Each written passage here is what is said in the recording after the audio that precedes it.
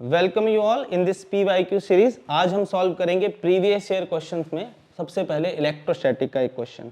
ये question all India 2014 exam में आया है और इस क्वेश्चन की स्पेशल बात यह है कि ये क्वेश्चन सिर्फ इलेक्ट्रोस्टैटिक के कंसेप्ट को ही नहीं, साथ ही साथ वेक्टर के कंसेप्ट को भी टच करता है, यानी कि आप 11th क्लास के भी कंसेप्ट को यहाँ से रिविजिट कर पाएंगे और साथ ही साथ आपको एक आइडिया भी हो जाएगा इस PYQ को सॉल्व करते हुए कि हम कैसे 11th और 12th क्लास के कंसेप्ट को जोड़ के CBSE बोर्ड में क्वेश्चन को देखते हैं। फॉर एग्जाम्पल अगर मैं इस क्वेश्चन को थोड़ा सा रीड करता हूं तो लिखा है टू चार्जेस, दो चार्ज हैं प्लस एंड माइनस 2 की, वो vertices of a equilateral triangle रखे हुए हैं। ट्रायंगल इक्विलेटरल है तो all sides are equal and B और C पे वो रखे हुए हैं। आपसे जो क्वेश्चन पूछा गया वो ये कि आपने एक्सप्रेशन ऑफ इलेक्ट्रिक फील्ड यानी magnitude and direction of resultant electric field जो इस A पॉइंट पे होगी ये बतानी है। अब देखिए यहाँ पर A पॉइंट पे जो इलेक्ट्रिक फील्ड होगी वो इस चार्ज की वजह से होगी। तो सबसे पहले इलेक्ट्रोस्टैटिक का कंसेप्ट देखिए, इलेक्ट्रिक फील्ड पॉजिटिव चार्ज की वजह से जिस पॉइंट पे हम कैलकुलेट करते हैं वो रिपल्सिव नेचर की होती है, यानी कि यहाँ पे हम ऐसा सोच सकते हैं कि ये इस तरफ एक इलेक्ट्रिक फील्ड जाएगी। मैं इसका नाम दे देता हूँ EA।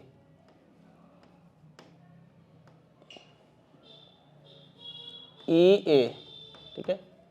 अब मैंने यहाँ पे इसे वेक्टर सिंबल भी दे दिया। सिमिलरली अगर मैं बात करता हूँ C पे जो -2Q चार्ज है तो वो इस सेम वेक्टर का जो हम मैग्नीट्यूड यहाँ पे बना रहे हैं इसकी डबल स्ट्रेंथ का हम बनाएंगे।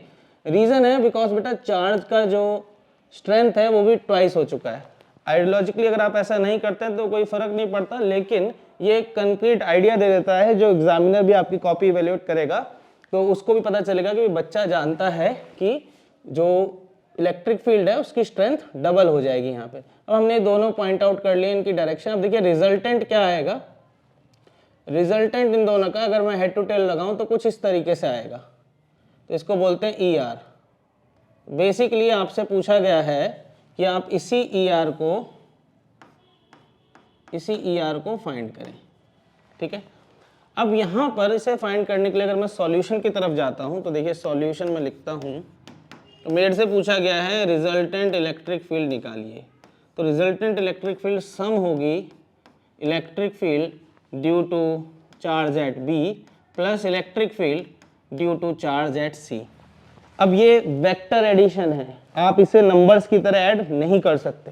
तो सबसे पहले हमें पता होना चाहिए, वेक्टर एडिशन तो हम बाद में करेंगे, कि इलेक्ट्रिक फील्ड का जो मैग्नीट्यूड होता है वो कितना होता है। तो हमें स्पेसिफिकली मेंशन करना पड़ेगा using electric field due two point charge, जिसका जनरल फॉर्मूला होता है KQ/R², ठीक है। R वो पॉइंट है जहां पे हम electric field due two point charge calculate करना चाहते हैं। तो हम यहाँ पे लिख सकते हैं इस फॉर्मूले के अकॉर्डिंग EB अगर मैं कैलकुलेट करता हूँ बेटा उसका मैग्नीट्यूड तो वो आएगा, देखिए B चार्ज यानी जो Q चार्ज है उससे कितना डिस्टेंस है A पॉइंट का A और मैग्नीट्यूड है उसका Q, तो ये हो गया KQ/R²। अब देखिए मैं इसको अभी लेट कर लेता हूँ, इसको मैं यहाँ पे स्पेसिफिकली मेंशन करता हूँ, इसको मैं F बोल देता हूँ इस क्वांटिटी को, ठीक है। देन अगर मैं बात करता हूँ EC, तो EC का अगर मैं मैग्नीट्यूड यानी electric field due to charge at C at point A कितना हो जाएगा, देखो डिस्टेंस अगेन A है, A डिस्टेंस होने के साथ साथ इसका मैग्नीट्यूड कितना है 2Q। तो मैं यहाँ पे K2Q/A² लिखूंगा।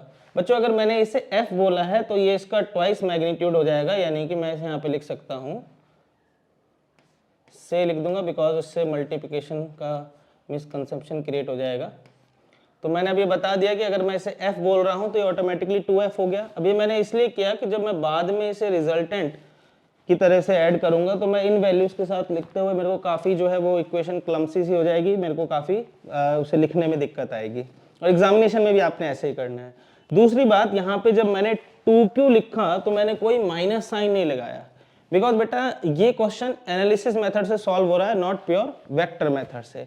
एनालिसिस का मतलब है कि आपने पहले सोच समझ के ये जस्टिफाई कर लिया है कि प्लस की वजह से रिपल्सिव होगी इलेक्ट्रिक फील्ड की डायरेक्शन या आउटवर्ड होगी और माइनस की वजह से इनवर्ड होगी। तो अब साइन का कोई रोल नहीं रह गया है, अब सिर्फ मैग्नीट्यूड का रोल रह गया है। That's it. यहाँ पे आपने मैग्नीट्यूड लिख लिया। अब आप दो वेक्टर्स को जब ऐड करते हैं तो देखिए मैं यहाँ पे लिख देता हूँ कि अब आपको चाहिए ई आर, ठीक है। तो ई आर को आपने वेक्टर एडिशन करना था ई आर के लिए। तो अब आप यहाँ पे सिर्फ मैग्नीट्यूड का अगर जनरल फॉर्मूला देखें तो क्लास 11th में आपने ये फॉर्मूला देखा था कि दो वेक्टर का जो वेक्टर एडिशन होता है वो कुछ इस तरीके से लिखा जाता है। इस केस में हमारा होगा ई बी का स्क्वायर प्लस ई सी का स्क्वायर प्लस 2a नहीं आएगा, यहाँ पे आएगा ई बी ई सी कॉस थीटा।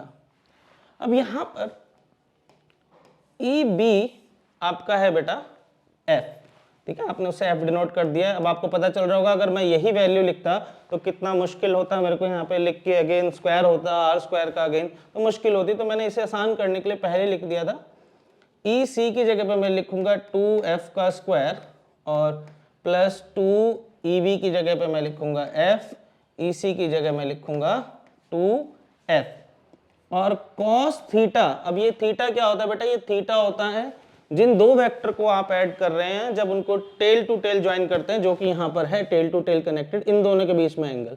तो बेटा ये एंगल होगा, देखो ये एक्सटीरियर एंगल है इस ट्रायंगल के लिए, तो अगर ये दोनों इक्विलेटरल ट्रायंगल है तो ये एंगल 60 होगा, ये भी 60 होगा, ठीक है, इक्विलेटरल ट्रायंगल की प्रॉपर्टी है। तो अगेन ये वाला एंगल हो जाएगा आपका 120 डिग्री, ठीक है। अब यहाँ पर आ जाएगा cos 120 डिग्री। अब देखो मैं स्पेसिफिकली अभी, क्योंकि हम ट्रिग्नोमेट्री से रिलेटेड बहुत ज़्यादा कंसेप्ट टच नहीं करेंगे इस प्रॉब्लम में, मैं आपको स्पेसिफिकली बता देता हूँ। cos 120 डिग्री की वैल्यू होती है बेटा -12, ठीक है, इजी है। ऐसे ही आगे sin 120 डिग्री की अगर जरूरत पड़ेगी तो आप उसे समझ जाइए, वो हो गई √3/2।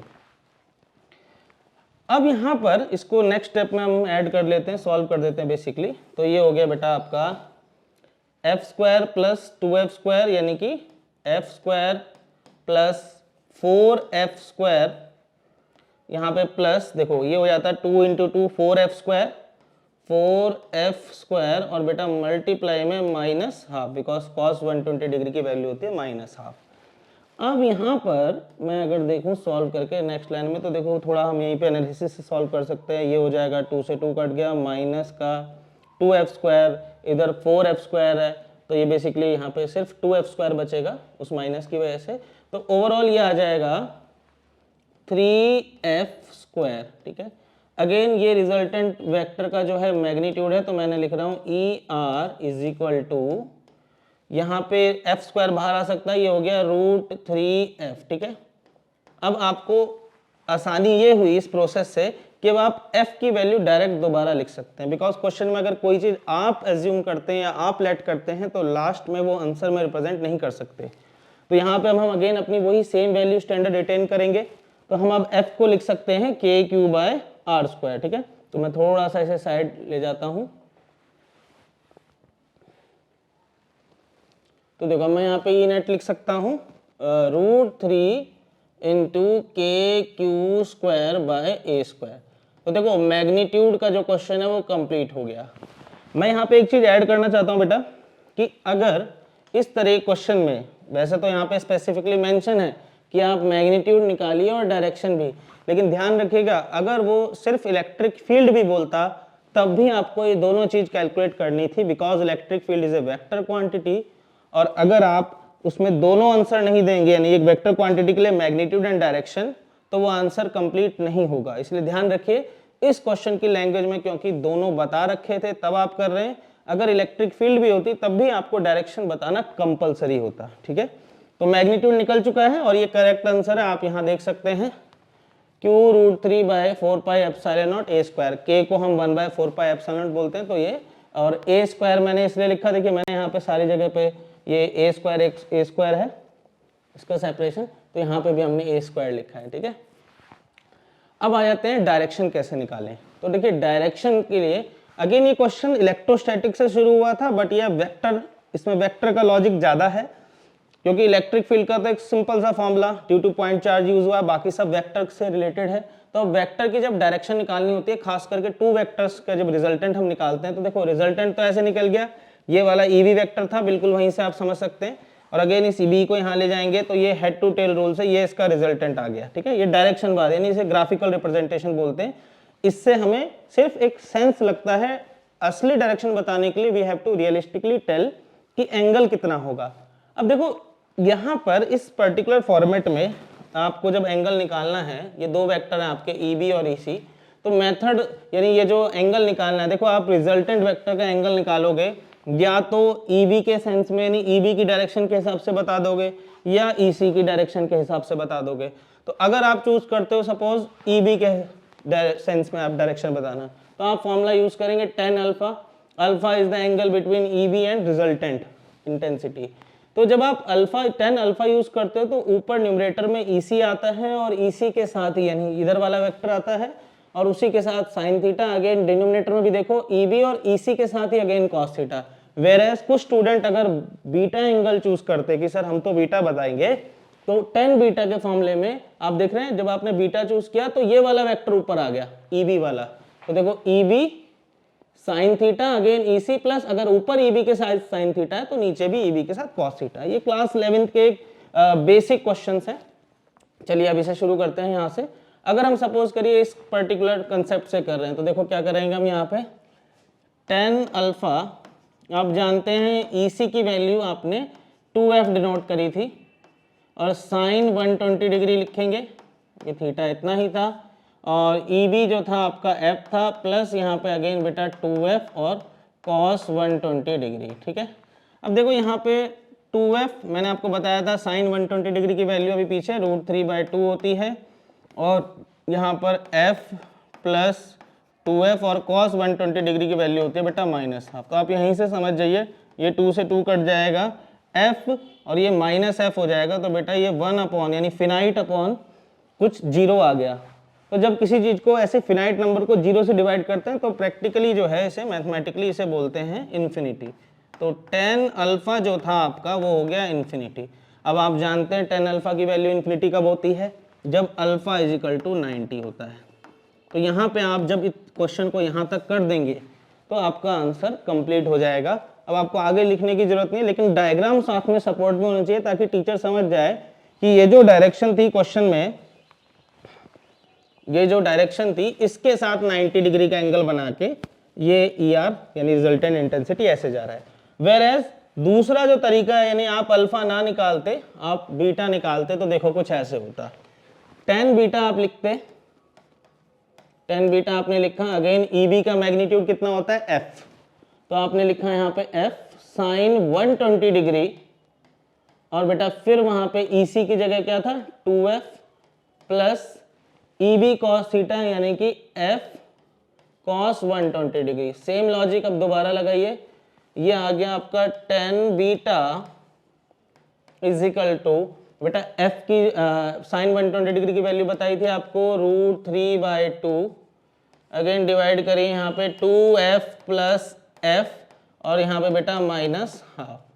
ठीक है, अगेन इसमें ले जाइए यहाँ पे इसको f √3/2 और ये नीचे हो जाएगा देखो माइनस में, तो 4f - f यानी कि 3f/2। ठीक है, आप सॉल्व भी कर सकते हैं इसे अगर आपको थोड़ी सी भी दिक्कत हो रही है। देन सेकेंडली तो ये बन गया आपका tan बीटा =